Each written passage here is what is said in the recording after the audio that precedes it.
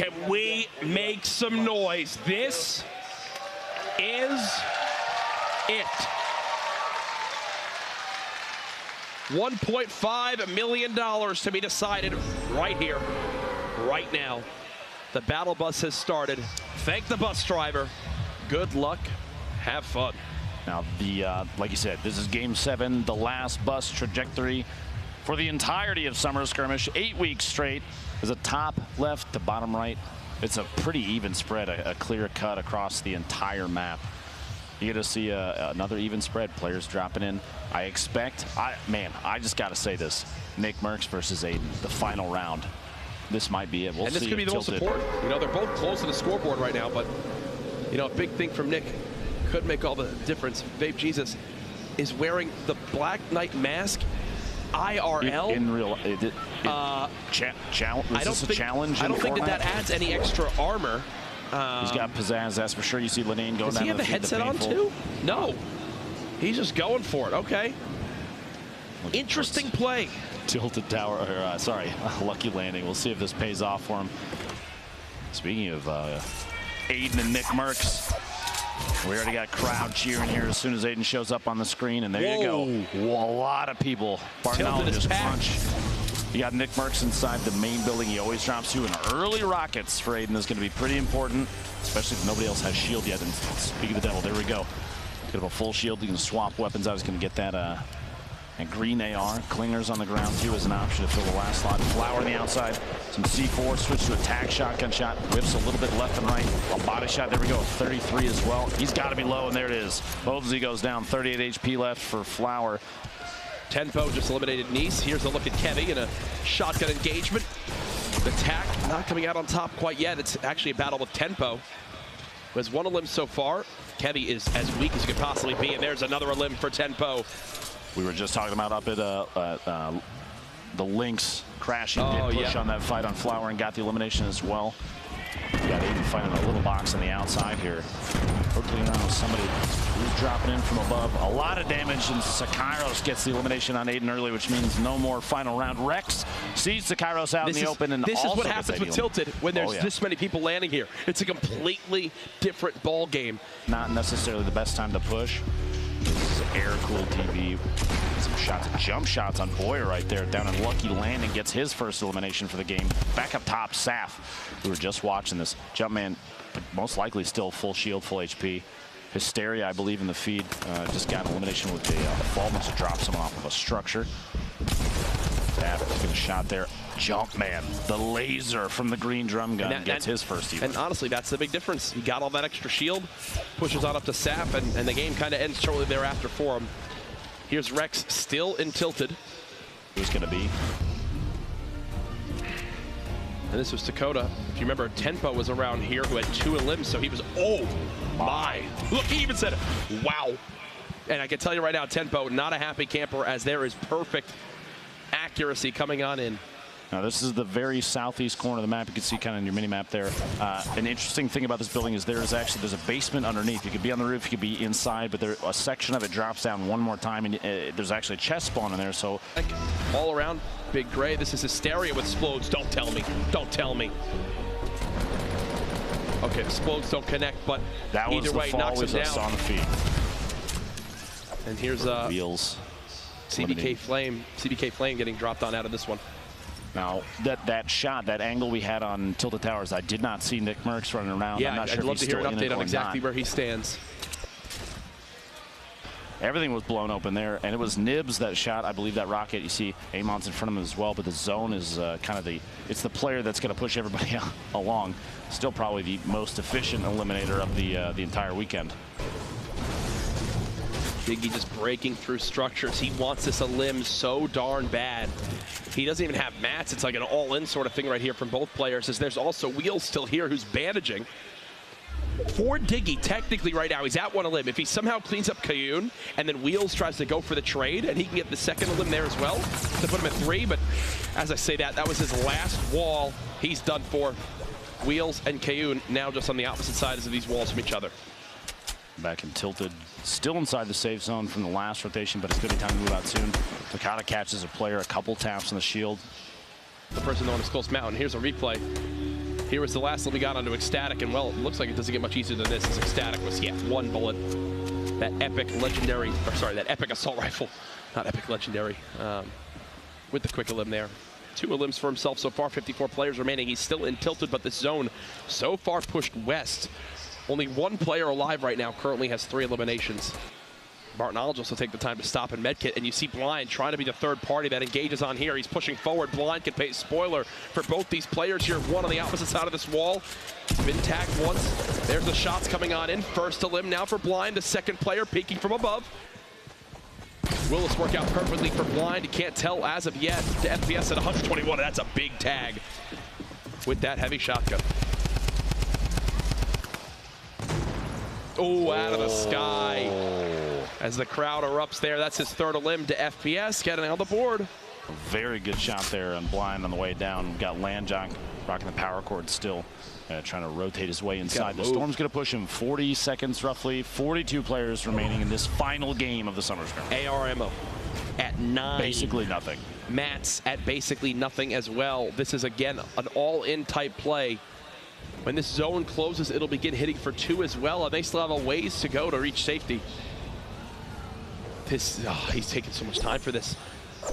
This is it's a big play here for only a 2nd elimination. He probably should have stayed ahead and just kept moving with the zone, unless he was afraid of the player. He's not even making a move on it. He's got to go. Unless his opponent has some form to heal HP, this is going to be a wash potentially. And he just launched or bounce padded up.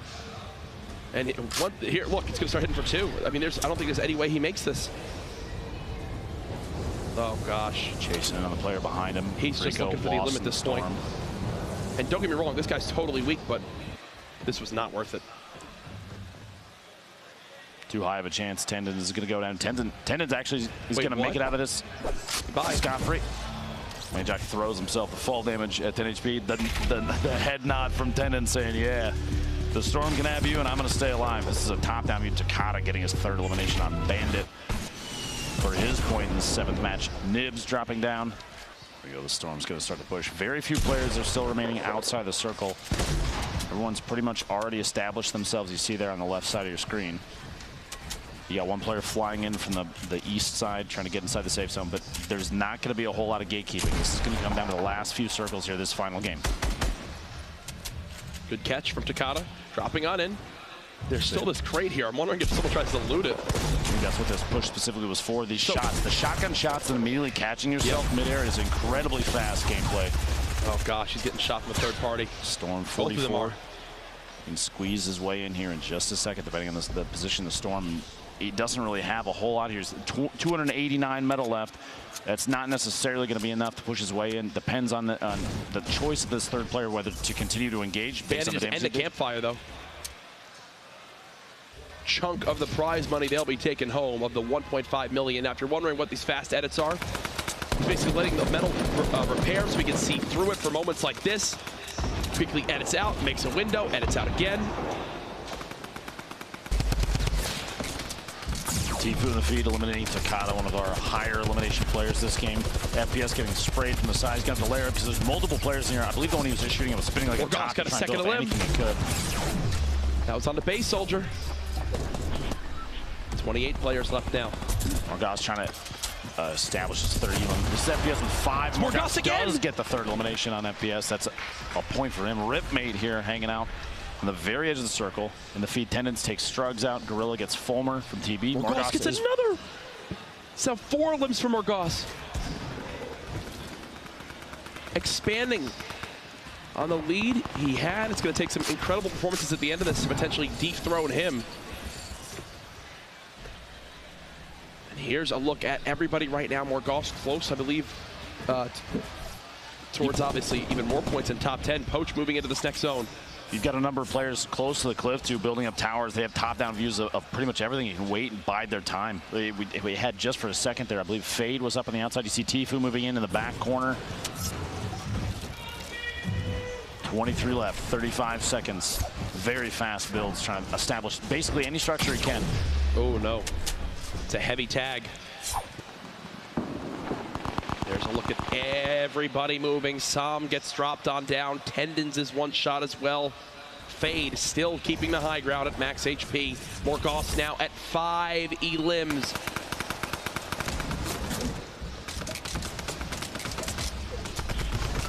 Fade picking up an elimination, the feed. That high ground advantage paying off there, Morgoth. 5 elims trying to push up top. Gotta stop and use this slurp. This will cap him off if he gets the entire slurp takes. He'll be back to 100-100. As he begins the builds, everyone having to move. He's got one just in front of him. It's Morgoth of all people. 72 hours nearby as well. Poach inching forward, gets tagged heavy. He'll place a trap too. Come on, run on in if you'd like. 18 players left, 10 seconds till this thing closes, and then we find out what direction they're going to have to go next. Morgoth, 5 eliminations still. Look at his inventory. 860 bullets in a minigun. Ridiculous. He can spray this forever. Almost gets caught off guard. The edit there, bit back just a little bit. He's very low on materials now. Only 20 bullets left. Just got dropped by the storm. More fights going on around. 14 players. 14 players remaining. It all comes down to this. You see it. Look at everybody. Fade going down to the bottom of the screen. 13 players left. Kriz goes down to Cease. Merksman still alive. Tfue still up as well. Poach just hiding in his little box, and Triz the most HP left in the lobby at max 200. Morgoth has so much firepower, but not a lot of materials and shields. It's making him have to second guess these decisions. 11 players left. The final match, Game 7 of the Summer Skirmish. In the rotation, everybody's got to go west. Everyone's got to move. Here we go, folks. It's all going to develop quickly. Right in front of us. Tries to hit the shot. Nothing as of yet. Turns the corner. Spraying on down with the drum gun. The storm at his back. He's only got one direction he can go, and that is forward. He breaks the wall. Looking to reload this double barrel. We know how lethal this can be as he moves close. There's a shot on the Tfue. Cease with the trade. 8 now left as everyone's pushing forward. Cease gets dropped by Bizzle. 7 players left are on the edge of this tower. One falls. There goes Sofa. As he took a tumble, Poach down low, playing the low ground. Triz trying to pop this big shield. These are our final players left. All the weeks of competition leading to this point. 6 players remaining. Marksman with the most health drops on down. That's actually Poach, who I believe is spraying at him right now. Marksman could have a big game on his hands. He's had a pretty quiet day up to this point, but this could solve it all right here. One more limb would guarantee him another point as well. He doesn't have a lot of materials, and he's using them sparingly. One player in the house, that's Poach. You got Kooptree all the way up top. Spray down coming in, Poach with another limb. He's now at 3, which will earn him another point. Could Poach be making a sneaky move? Oh! Goes through the doors, he closes it. Marksman sneaks on in, that's another point. He's down to just 12 HP. Only gets a quick little tag there. Top 3 now, Kooptree, Triz, and Ghost Bizzle. This is it. Remember, Victory Royale is a $25,000 prize. Kooptree has bandages. He's playing the high ground. Triz couldn't have less HP. I'm wondering if Kooptree knows this. He's trying to make a bounce pad play. Nothing as of yet. Kooptree trying to keep this high ground. He flies into the storm. He'll die to the storm. 1 versus 1. Kooptree from the high ground dropping on down. This is it. The final zone is closing. Who will win the $25,000? Here he goes. He's got 1 layer on him. Will it be a heel up? No, he gets in his face. Oh my God! Ghost Bizzle. $25,000 richer. You thought he had it. You thought he had it, but here it is from Ghost Bizzle's perspective. How weak was he? How weak was he? Oh no, this could be heartbreaking. This could be heartbreaking. 26 left. That was 5 limbs and a Victory Royale. That'll put him with a nice 5-point game right there. The high stakes coming soon. So awesome. You see the limit time mode, the wild card outfit, the high stakes challenges. That's the llama jewel that you have to pick up and carry. These are the challenges. Play 10 matches of the getaway. You get 5,000 XP. Moving forward, deal 500 damage to jewel carrying opponents. You earn the spray with the different suits. And then this is my favorite though. The final one, the contrail that you can wind up earning for yourself. Pick up a jewel in 5 different matches of the getaway, and you just got money, llama money, flying all around. Man, that crowbar looks incredible too. I can't wait for this thing to come out. Playing some getaway as soon as we get home, I guarantee you, you're gonna get those 10 matches done in what, 15 minutes? I don't know if that's possible, but Jack, all you have to do is get eliminated first. It's possible. you want to see high stakes once more. This is the gameplay. Again, as you fly on in, Safe Cracker is the new glider. So it looks like people can just kind of land right on where the crates will come on in, where the safes will fall. I love the fact that they have some UI elements on here too to keep track of everything that's relevant on the board. You can see it on the compass. You can see it on the right side of your screen, what's available and what isn't. Even that little sound, you hear the sound? Spinning the dial, trying to open the safe right there. Satisfying. And there's a go-ahead again, them opening up the jewel. Get the jewel, you take to the getaway van.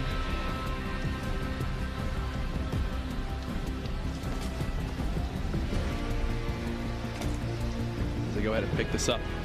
Following this, we will be heading down to the floor to begin to live reveal to our players where they stack up. We're going to be doing it in waves, essentially. So they'll be seeing live with us exactly what their purse is and what they're taking home. Oh, this for me. Oh my goodness. Curious question for you, Courage. Based on the grappler on screen right now, how do you think it would have modified kind of the way the games were played today? For me, adding another movement element. Right? For me, I'm wondering if it's something that you can use to like save yourself when falling. Like, oh, you get knocked down from something, you go ahead and grapple to the floor. Like, can you grapple the floor and have it stop you from taking fall damage? We get to play with this thing this week, right? Too. I can't wait. There's a celebration as they float on out. We know Margos, the top spot, 20 elims, 11 points, far and away our top competitor today. The only player, too, to come away with 20 or more eliminations, well ahead of the rest of the board there. Even Aiden pulling 18, Poach with 17, and names that you will recognize from all the previous weeks of Summer Skirmish. Everybody that's involved in this, they've all got to feel good about the performance, but man, those top 20s. There's Nick Merckx at that 17 spot. Remember, top 20 earned that extra bit of prize money. That was Go Sap, who wind up squeaking on through. Chap finishes at 28, Tifu in 27th, Tempo in 29th, Hysteria at 30th. And there's a look at our top 48. Congratulations to everybody this week. At the end of the day, they all leave with some prize money, so you got to be pretty darn happy with that. Incredible performances, incredible moments, but there it is, our top 10. Margos, 225,000, 180K for Ghost Mizzle, 135,000 for Liquid Poach, 120K for Nate Hill, Tendons, $105,000, and I can tell you that Trap Victory Royale is a big reason why.